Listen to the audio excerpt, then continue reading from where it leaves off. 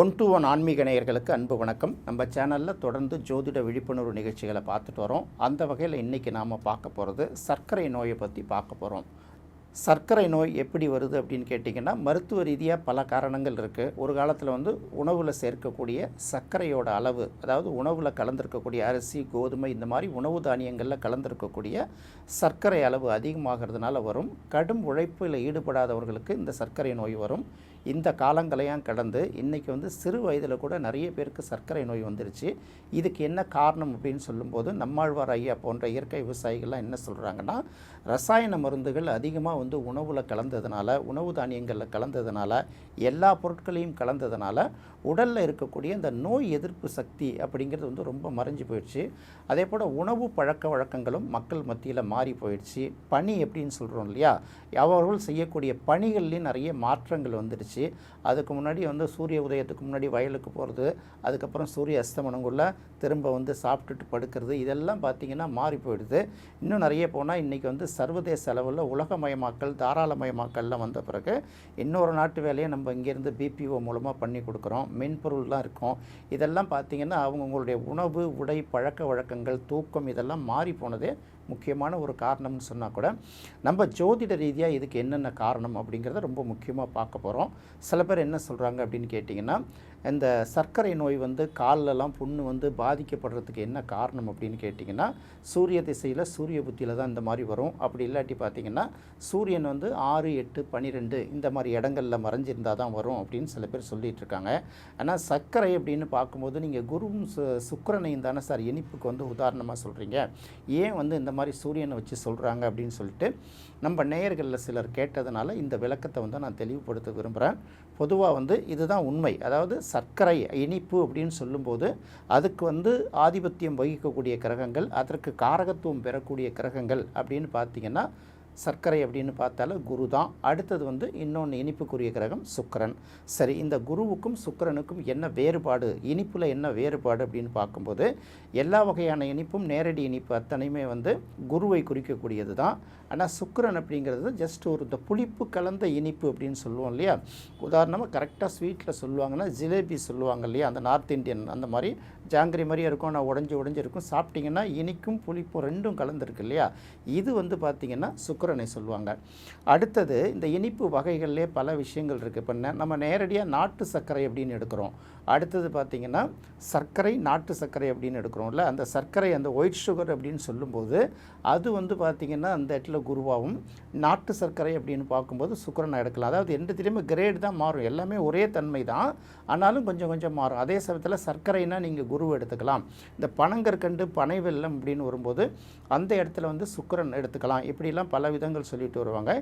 எப்படி இருந்தாலும் இனிப்பை குறிக்கக்கூடிய கிரகங்கள் அது ரெண்டுமே பார்த்திங்கன்னா இதை தான் குறிக்கக்கூடியது. அதனால் சர்க்கரை நோய்க்கு மூல காரணமான அமைப்பு அப்படின்னு பார்க்கும்போது குரு அல்லது சுக்கிரன், இந்த ரெண்டும் தான் சர்க்கரை நோய்க்கு முக்கியமான காரணம் அப்படிங்கிறத ஃபஸ்ட்டு தெரிஞ்சுக்கணும். அடுத்தது யார் யாருக்கெல்லாம் சர்க்கரை நோய் வரும் அப்படிங்கிற ஒரு கேள்வி வரும் இல்லையா. சர்க்கரை நோய் யார் யாருக்கு வரும்னா, ஒரு ஜாதகத்தில் குரு வலிமையான நிலையில் இருந்த அத்தனை பேருக்குமே சர்க்கரை நோய் வரும். ஏன்னா சர்க்கரை நோய்ங்கிறது இன்றைக்கி எல்லாருக்கும் வரக்கூடிய ஒரு நோய் ஆயிடுச்சு. உணவில் மட்டுமே வர்றது, உழைப்பு இல்லாததுக்கு மட்டுமே வர்றது கடந்து டென்ஷனில் வரக்கூடிய சுகர் அப்படின்னு ஒன்று இருக்குது இல்லையா.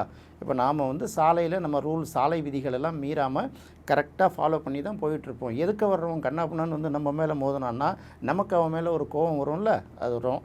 அலுவலகத்துக்கு போகும்போது இங்கேருந்து 1 மணி நேரத்தில் நம்ம அலுவலகத்துக்கு போயிடலான்னா, நம்ம இதை விட அட்வான்ஸாக இன்னொரு 1 மணி நேரம் முன்னாடி, 2 மணி நேரத்துக்கு முன்னாடி கிளம்புனா கூட இருக்கிற டிராஃபிக்கில் அங்கே போய் சேர முடியலன்னா லேட் ஆகும்போது ஒரு டென்ஷன் வரும்ல, அந்த டென்ஷன் எல்லாமே இருக்குது. லோனு, இஎம்ஐ கட்ட முடியாத டென்ஷன் இருக்குல்ல, அந்த டென்ஷன். இப்படி டென்ஷனால் வரக்கூடிய சுகரும் அதிகமாக இருக்குது. அதாவது அதிகமாக யோசிக்கிறதுனால வரக்கூடிய சுகரும் அதிகமாக இருக்குல்ல.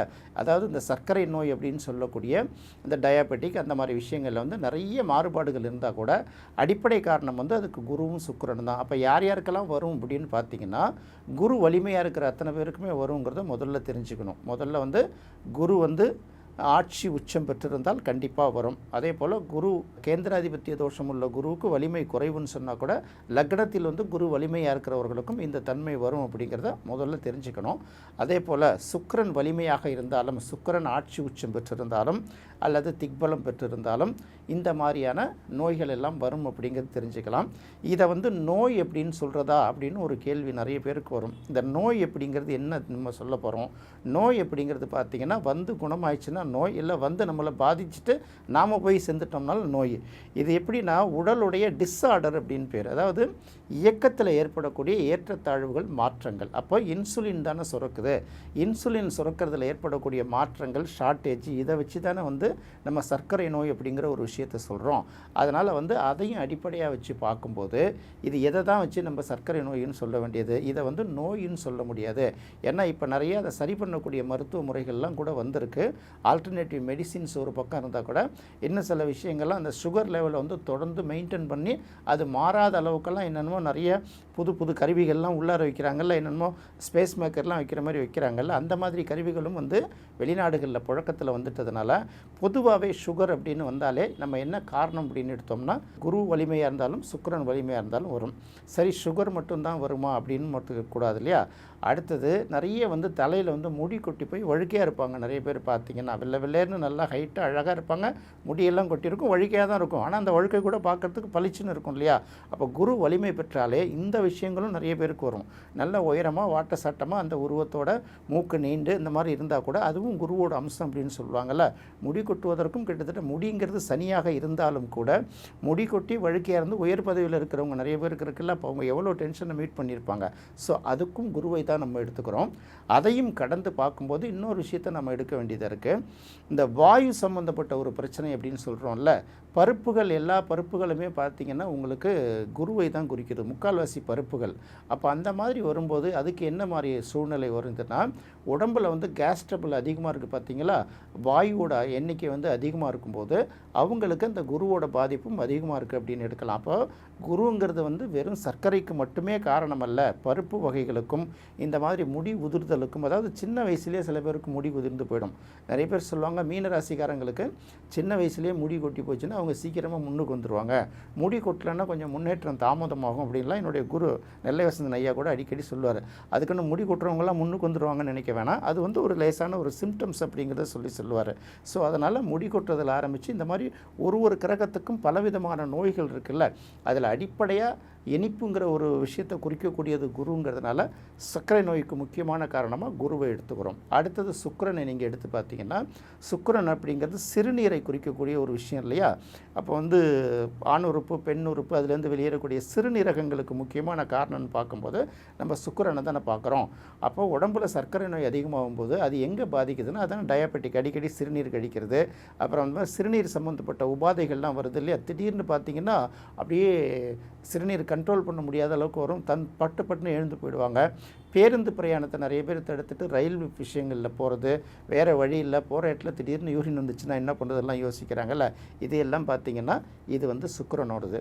சரி, இங்கே எங்கேருந்து சூரியன் வராரு அப்படின்னு பார்க்கும்போது பொதுவாக உச்சந்தலையை குறிக்கக்கூடிய ஒரு கிரகம் வந்து தலை தானே, அந்த தலையினாலே சூரியன் தானே. அப்போ மேலே இடிச்சுக்குவாங்க. காலில் பார்த்திங்கன்னா கட்டை விரலை குறிக்கக்கூடியதும் சூரியன் அப்படின்னு சொல்லுவாங்க. ஏன்னா துலாம் ராசியை பற்றி வர்ணிச்சுக்கிட்ட வரும்போது அந்த துலாம் ராசியில் வந்து சூரியன் நீச்சமாகிறதுனால கட்டை விரலை குறிக்கக்கூடியது சூரியன். அதனால் அவர்களுக்கு கட்டை விரல் அடிபடுவதற்கு வாய்ப்பு இருக்குன்னு தானே சொல்கிறாங்க. தவிர காலில் புண்ணெல்லாம் வந்துச்சுன்னா அதுக்கு நேரடியாக சூரியனை பொறுப்பாக எடுக்கவே முடியாது. ஏன்னா சூரியன் வந்து நோய்க்கும் காரணகர்த்தா, மருத்துவத்துக்கும் காரணகர்த்தாங்கிறதுனால அந்த ஜாதகங்களில் இருக்கக்கூடிய மற்ற விஷயங்களை எடுத்து பார்க்கணும். இதுதான் வந்து இதில் நம்ம மெயினாக தெரிஞ்சிக்க வேண்டிய ஒரு முக்கியமான விஷயம். அடுத்து வந்து பார்த்திங்கன்னா கால்களே பாதிக்கப்படுற சில பேர் இருப்பாங்கள்ல, சுகர் வந்து விரலை எடுக்கிறது, காலை எடுக்கிறது, இந்த மாதிரி நிறைய பாதிப்புகளுக்கு உள்ளாகிறாங்கல்ல. இது வந்து உடல் உறுப்புகளில் ஒன்று வந்து இழக்கிறதோ இல்லை வந்து பாதிப்படைகிறதுக்கோ முக்கியமான காரணம். குறிப்பாக கால், இந்த மாதிரி கால் பாதிப்பு, கால் தாங்கி நடத்தல், இந்த கால் இழப்பு, விரலை கட் பண்ணுறது, சுகர், இந்த மாதிரி விஷயங்கள்லாம் புண்ணெல்லாம் ஆறாத புண்ணெல்லாம் பார்த்திங்கன்னா அது வந்து பார்த்திங்கன்னா சனி வந்து அதுக்கு முக்கியத்துவம் வகிக்கும். பொதுவாக கால்னாலே நம்ம சனியை தானே எடுப்போம். இங்கே தான் இந்த கர்மதோஷம் அப்படிங்கிற ஒரு விஷயத்தை எடுக்கணும். கர்மதோஷம் உள்ள ஜாதகங்களுக்கு சனி வந்து லக்ன கேந்திரங்களில் இருந்தாலும் ஆட்சி உச்சம் பெற்றிருந்தாலும் இந்த மாதிரி அதுக்குன்னு சில ஃபார்முலாக்கள்லாம் இருக்குது இல்லையா. இந்த விதிகள் அடிப்படையில் கர்மதோஷம் உள்ளவர்கள் பலருக்கும் இந்த கால் பாதிப்பு இருக்கும். அது புண்ணு பாதிப்பாக இருக்கலாம், விரல்களை ரிமூவ் பண்ணுற பாதிப்பாக இருக்கலாம், இந்த மாதிரி எத்தனை விதமான பாதிப்புகளும் இருக்கலாம். அதனால் சூரியனால் மட்டுமே தான் இந்த பாதிப்பு வருது அப்படின்னு எடுக்கவே கூடாது. சர்க்கரை, அதுக்கு பேரை என்ன சொல்கிறாங்க, சர்க்கரை நோயின்னு தானே சொல்கிறாங்க. அப்போ சர்க்கரை இனிப்பு அப்படின்னு வரும்போது என்ன பார்க்கலாம், குருவும் சுக்கிரன் தான் முதல்ல எடுத்து பார்க்கணும். குருவும் சுபக்கிரகம் தான், சுக்கிரனும் சுபக்கிரகம் தான். அதனால் நோயை கொடுப்பாங்களா இருக்காங்களா. நல்லவர்களுக்கு என்ன கேரக்டர், மோசமான கேரக்டர் இருக்கோ அது அந்த இடத்துல இருக்க தானே செய்கிறோம். எந்த கிரகமும் 100% சுபக்கிரகம் அல்ல, எந்த கிரகமும் 100% அசுப கிரகம் அல்ல. 2 தன்மையும் இருக்கும். அது இருக்கிற இடத்த பொறுத்து, நம்ம லக்னத்தை பொறுத்து அது பாசிட்டிவாக நெகட்டிவாங்கிறத நம்ம முடிவு பண்ணி சில விஷயங்களை சொல்ல வேண்டியதாக இருக்குது. மீண்டும் மற்றொரு சுவையான நிகழ்ச்சியில் சந்திக்கலாம். நன்றி, வணக்கம்.